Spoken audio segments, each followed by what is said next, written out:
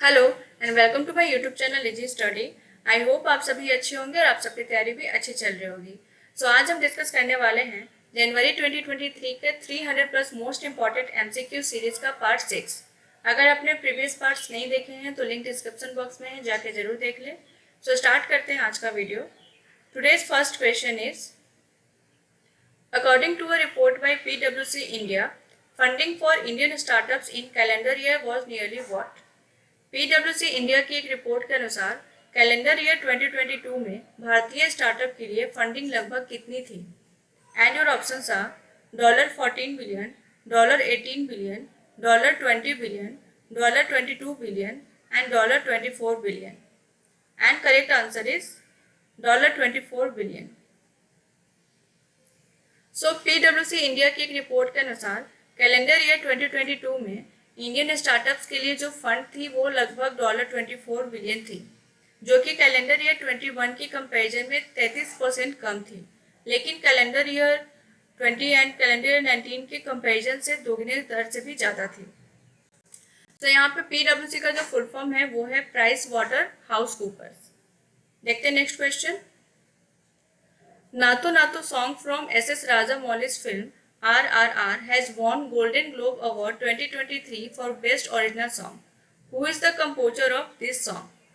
SS Rajamouli की film RRR के नातू नातू गीत ने सर्वश्रेष्ठ मूल गीत के लिए गोल्डन ग्लोब पुरस्कार 2023 जीता है। इस गाने के संगीतकार कौन हैं? And your options are AR Rahman, Pritam Chakraborty, Amit Trivedi, MM Keeravani and Harish Jayaraj. And correct answer is MM Keeravani. SS Rajamouli की मूवी RRR ने 2023 गोल्डन ग्लोब अवार्ड 2023 में अपने हिट ट्रैक नातू नातू के लिए बेस्ट ओरिजिनल सॉन्ग ट्रॉफी जीती है। यह मूवी MM कीरावनी द्वारा कंपोज किया गया है एंड इस सॉन्ग ने टेलर स्विफ्ट की कैरोलिना, लेडी गागा की hold my hand and Maverick and lift me up from Black Panther, इन सभी को पीछे छोड़ दिया है। देखते हैं next question. According to the Henley passport index released on 10 January, what is Indian passport rank in the world's most powerful passport index 2023? 10 जनवरी को जारी हेनले पासपोर्ट इंडेक्स के अनुसार दुनिया के सबसे शक्तिशाली पासपोर्ट इंडेक्स 2023 में भारतीय पासपोर्ट का रैंक क्या है? And your options are 82, 85, 89, 92 and 97 and correct answer is 85. Henley passport index जो world most powerful passport index है के अनुसार 2023 में इंडियन पासपोर्ट 85th रैंक पर है एंड पूरे वर्ल्ड में 59 डेस्टिनेशन पर वीजा फ्री एंट्री देता है। इससे पहले 19, 20, 21, 22 में 82, 84 एंड 85th एंड 83 रैंक पर रहा था। एंड जापान अभी भी कंटिन्यू कर रहा है टॉप 1 पर एंड जापानीज सिटीजन जो है पूरे वर्ल्ड के 193 कंट्रीज में वीजा फ्री या वीजा ऑन अराइवल डेस्टिनेशन पर ट्रैवल कर सकते हैं। And Singapore and south Korea जो है वो सेकेंड स्पॉट पे है एंड यह 192 कंट्रीज में वीजा फ्री को एक्सेस देता है। देखते हैं next question. First time in India FSSAI has notified comprehensive regulatory standards for basmati rice. It will be enforced from when? Bharat में पहली बार FSSAI ने बासमती चावल के लिए व्यापक नियामक मानकों को अधिसूचित किया है। इसे कब से लागू किया जाएगा? And our options are 1 April 2023, 1 July 2023, 1 August 2023, 1 October 2023 and 1 December 2023। And correct answer is 1 August 2023। FSSAI ने बासमती राइस के लिए आइडेंटिटी स्टैंडर्ड्स को स्पेसिफाई किया है और यह 1 अगस्त 2023 से लागू किया जाएगा। यह सिर्फ बासमती राइस पर ही नहीं बल्कि brown basmati rice, mild basmati rice, parboiled brown basmati rice and mild parboiled basmati rice पर भी एप्लीकेबल है। यहाँ पे हम देखेंगे कुछ ट्रिविया। FSSAI का फुल फॉर्म होता है food safety and standards authority of India. इसको फॉर्मेशन किया गया था 5 सितंबर 2008 में एंड इसका हेडक्वार्टर न्यू दिल्ली में है एंड इसकी जो CEO है वो है श्री गंजी कमला वी राव। देखते हैं next question. Which report has been announced recently under which India will provide essential medical supplies to any developing country affected by natural disasters or humanitarian crisis? हाल ही में किस परियोजना की घोषणा की गई है जिसके तहत भारत प्राकृतिक आपदाओं या मानवीय संकट से प्रभावित किसी भी विकासशील देश को आवश्यक चिकित्सा आपूर्ति प्रदान करेगा? एंड और ऑप्शंस आर आरोग्य बंधु, आरोग्य अतिथि, आरोग्य मैत्री, चिकित्सा मैत्री एंड अतिथि मैत्री। एंड करेक्ट आंसर इज आरोग्य मैत्री। सो पीएम मोदी ने अनाउंस किया है एक न्यू प्रोजेक्ट आरोग्य मैत्री, जिसके तहत इंडिया किसी भी डेवलपिंग कंट्री जो किसी नेचुरल डिजास्टर या ह्यूमैनिटेरियन क्राइसिस से अफेक्ट है उसे एसेंशियल मेडिकल सप्लाई प्रोवाइड करेगा। इसके अलावा इंडिया में एक global south centre of excellence भी एस्टैब्लिश किया जाएगा, जिससे किसी भी डेवलपिंग नेशन के डेवलपमेंट सॉल्यूशन या बेस्ट प्रैक्टिसेस पर रिसर्च करेगा एंड जिसके तहत ग्लोबल साउथ के अदर मेंबर्स के साथ इसके लिए इम्प्लीमेंट किया जा सके। कोविड पैंडेमिक के दौरान इंडिया के वैक्सीन मैत्री इनिशिएटिव ने 100 से भी ज़्यादा देशों को made in India vaccine supply की है और यह आरोग्य मैत्री जो है उसी को कंटिन्यू करेगा। देखते हैं next question. India's first centre of excellence in online gaming will be set up in where? Online gaming में भारत का पहला उत्कृष्टता केंद्र कहां पर स्थापित किया जाएगा? And our options are Shillong, Guwahati, Kolkata, Mumbai and Bengaluru. And correct answer is Shillong. So India का पहला centre of excellence in online gaming जो है वो शिलोंग में सेटअप किया जाएगा एंड यह पूरे नॉर्थ ईस्ट रीजन के स्टार्टअप्स एंड एंटरप्रेन्योर्स को next gen online gaming ecosystem को बनाने के लिए उत्प्रेरित करेगा। ठीक है, देखते हैं next question. Which of the following became the first ever district in India for on-ground deployment of innovative 5G use cases offered by startups? निम्नलिखित में से कौन सा स्टार्टअप द्वारा प्रस्तावित अभिनव 5G उपयोग मामलों की जमीनी तैनाती के लिए भारत का पहला जिला बन गया है? And your options are Bhopal, Vidisha, Jaipur, Ahmedabad and Dibrugarh. And correct answer is Vidisha. Vidisha जो कि मध्य प्रदेश का एक एस्पिरेशनल डिस्ट्रिक्ट है जिसने स्टार्टअप्स द्वारा प्रस्तावित 5G इनोवेशन केसेस में ऑन ग्राउंड डिप्लॉयमेंट करने वाला इंडिया का पहला डिस्ट्रिक्ट बन गया है एंड यह एक ज्वाइंट इनिशिएटिव है Vidisha district administration and C. Centre for development of telematics and department of telecommunications का। देखते हैं next question. The armed forces veterans day is celebrated every year on when? सशस्त्र बल भूतपूर्व सैनिक दिवस हर साल कब मनाया जाता है? And our options are 10th January, 14th January, 16th January, 18th January and 20th January. And correct answer is 14th January.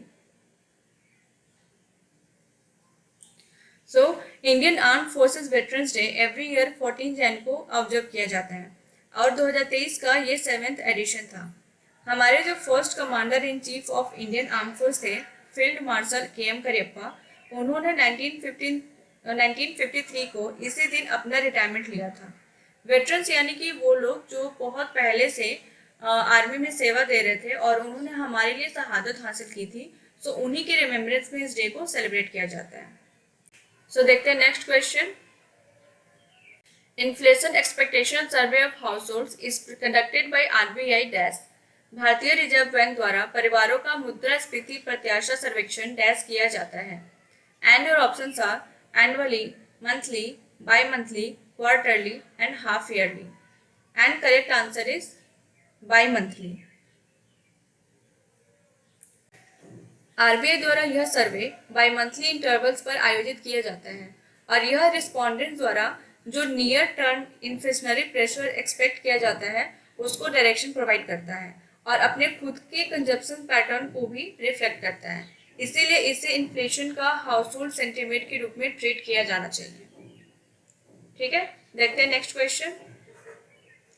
What is the rate of interest on senior citizen saving scheme for Q4 of financial year 2022-23?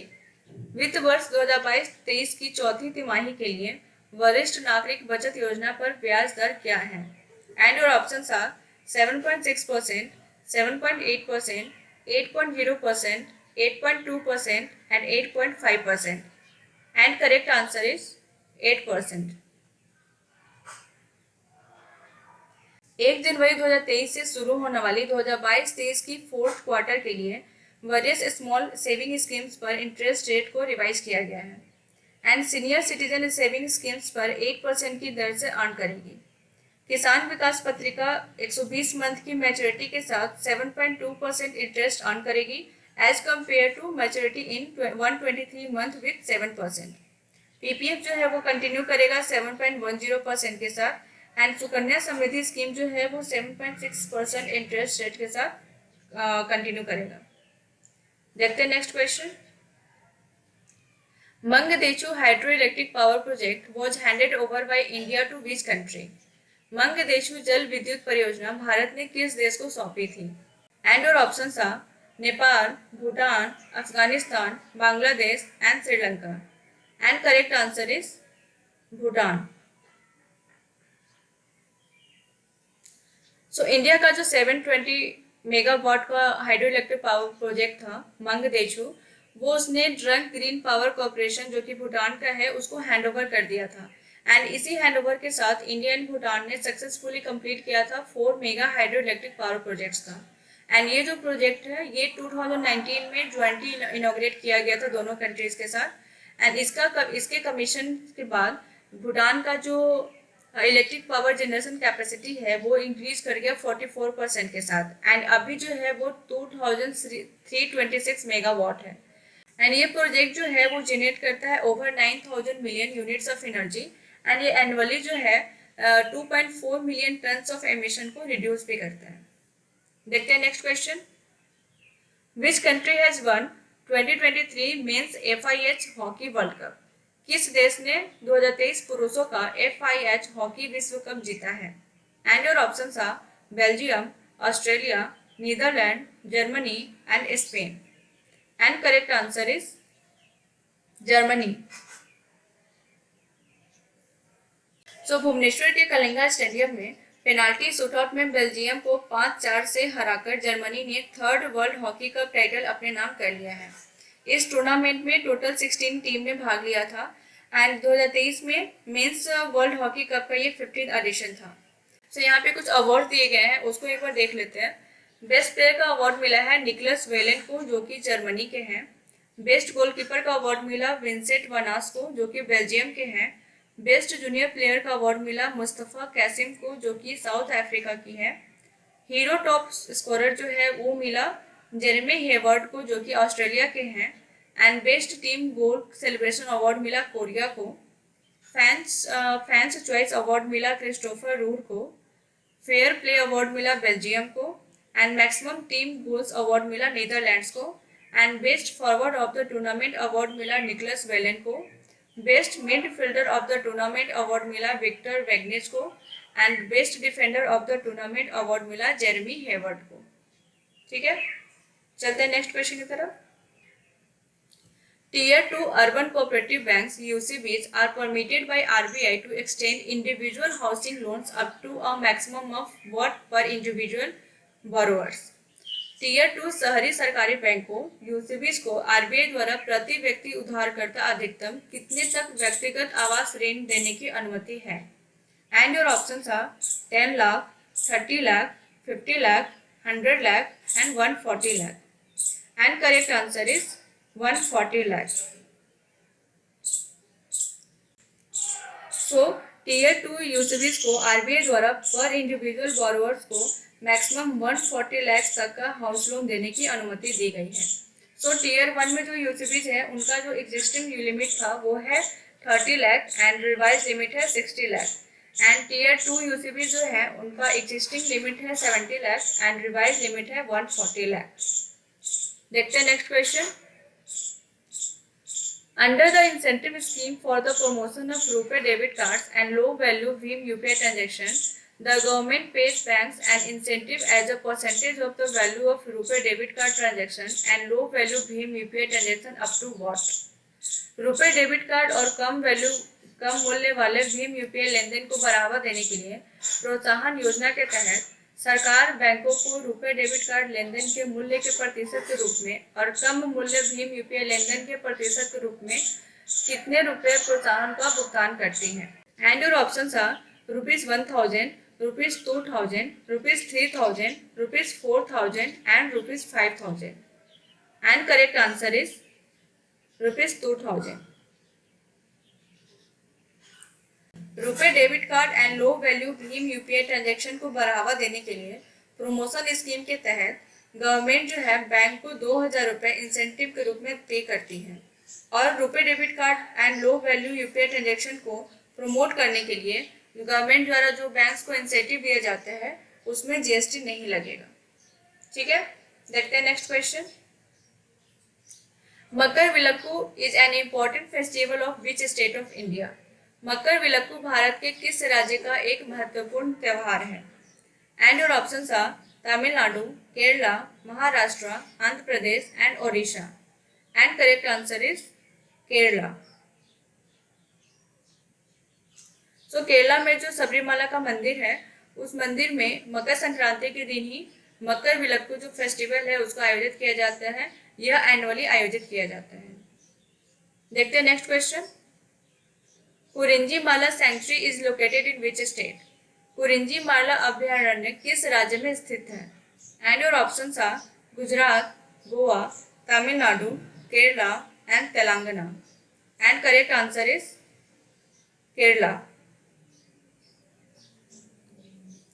Kurinji Mala sanctuary जो है वो protect करता है approx 32 hectare core में फैला एक endangered नीला कुरिंजी नामक एक प्लांट है जो केरला के इदुक्की डिस्ट्रिक्ट के देवीकुलम तालुक में कोटाकम्बूर एंड बोटावरा नामक गांव में है। उसको ये प्रोटेक्ट करता है कौन? कुरिंजी माला century. Which of the following became first state to implement blindness control policy? निम्नलिखित में से कौन अंधापन नियंत्रण नीति लागू करने वाला पहला राज्य बना? And your options are Gujarat, Rajasthan, Uttar Pradesh, Punjab and Haryana. And correct answer is Rajasthan. देश में पहली बार राजस्थान गवर्नमेंट ने राइट टू साइट ऑब्जेक्टिव के साथ ब्लाइंडनेस कंट्रोल के लिए एक पॉलिसी इंप्लीमेंट की है। इस पॉलिसी को इंट्रोड्यूस करने का जो एम है वो है 3 लाख से अधिक विजुअल इम्पेयरमेंट से सफरिंग पीपल के जीवन में प्रकाश लाना। 2020 में ब्लाइंडनेस का जो प्रिवेलेंस रेट था वो था 1.1% और ब्लाइंडनेस कंट्रोल पॉलिसी के थ्रू इसे घटाकर 0.3% करना है। इस पॉलिसी के तहत राजस्थान गवर्नमेंट ने सभी गवर्नमेंट मेडिकल कॉलेज में keratoplasty centres and eye banks को मैंडेटरी कर दिया है। देखते हैं next question. Army day is celebrated every year in India on which date? Bharat में हर साल किस तारीख को सेना दिवस मनाया जाता है? And your options are 10 January, 13 January, 15 January, 17 January and 21 January. And correct answer is 15 January. So army day जो है हर साल इंडिया में 15 जनवरी को सेलिब्रेट किया जाता है। लेफ्टिनेंट जनरल कोडांडेरा एम करियप्पा जो बाद में फील्ड मार्शल बने, उन्होंने 15 जनवरी 1949 को ही first commander in chief of Indian army का पदभार संभाला था। एंड जो last British commander in chief of India थे वो थे general Francis Roy Butcher. So guys, January month के जितने भी इंपॉर्टेंट डेज एंड थीम्स हैं उससे रिलेटेड एक वीडियो चैनल पर अपलोडेड है। ऊपर दिए गए आई बटन पर क्लिक करके वीडियो को जरूर देख लें। ठीक है, चलते हैं नेक्स्ट क्वेश्चन की तरफ। Which city hosted the G20 first infrastructure working group meeting? किस शहर ने G20 की पहली इंफ्रास्ट्रक्चर वर्किंग ग्रुप मीटिंग की मेजबानी की? And your options are Jaipur, Jodhpur, Kolkata, Pune and Bengaluru. And correct answer is Pune. Pune में 17 जनवरी 2023 को पहला G20 infrastructure working group meeting को आयोजित किया गया था। एंड G20 की जो प्रेसिडेंसी है इस बार इंडिया के पास है। 2 दिन की बैठक में financing cities of tomorrow, inclusive, resilient and sustainable amongst other flagship theme पर चर्चा की गई थी। देखते हैं next question. Which of the following has announced the geospatial hackathon to promote innovation and startups in India geospatial ecosystem. निम्नलिखित में से किसने भारत के भूस्थानिक पारिस्थितिक तंत्र में नवाचार और स्टार्टअप को बढ़ावा देने के लिए भूस्थानिक हैकाथॉन की घोषणा की है? And your options are NITI Aayog, council of scientific and industrial research, science and engineering research board, department of science and technology, and none of the above. And correct answer is department of science and technology. So department of science and technology ने India के geospatial ecosystem में innovation and startup को बढ़ावा देने के लिए geospatial hackathon को promote करने का अनाउंसमेंट किया है। यह 10 मार्च 2023 को होने वाला है एंड इस हैकाथॉन का जो एम है वो है न केवल public and private geospatial sectors को बढ़ावा देने का, बल्कि हमारे देश के जियोस्पेशियल स्टार्टअप को भी मजबूत करना है। So thank you for watching. अगर आपको ये वीडियो अच्छी लगे तो वीडियो को like, subscribe and share with your friends and don't forget to watch next part of this series which will be uploaded tomorrow. Until then, take care and goodbye.